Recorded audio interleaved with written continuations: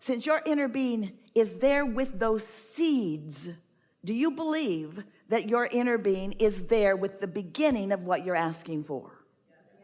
And do you understand that now you've got to do something about letting this vibrational version be realized by you?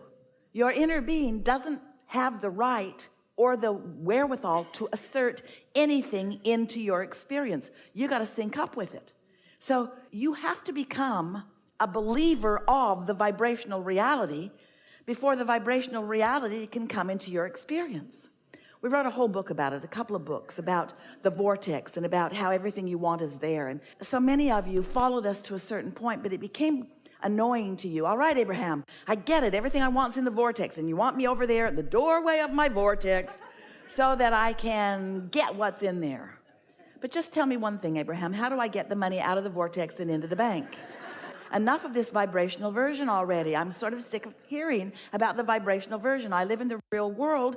I want it to come out into the real world where it can be part of my manifestation. And we say, it is already a manifestation, but feel the difference between a manifestation. A manifestation is whatever you're living and feeling in any moment, and every moment is a manifestation. But feel the difference between manifestation and your realization of it.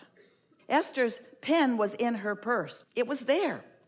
But her realization of it wasn't. So it might as well have not been there because she didn't have hold of it. You see what we're getting at?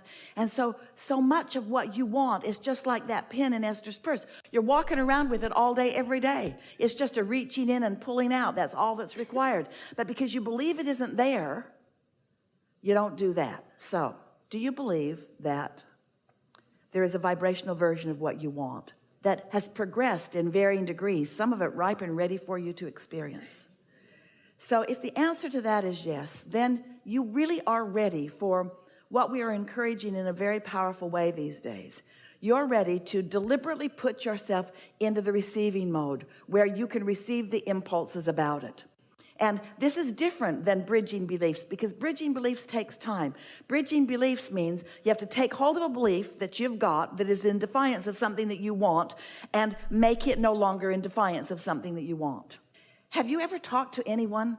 You believe one thing and they believe another thing, and you're talking to each other and you both wish to convince the other.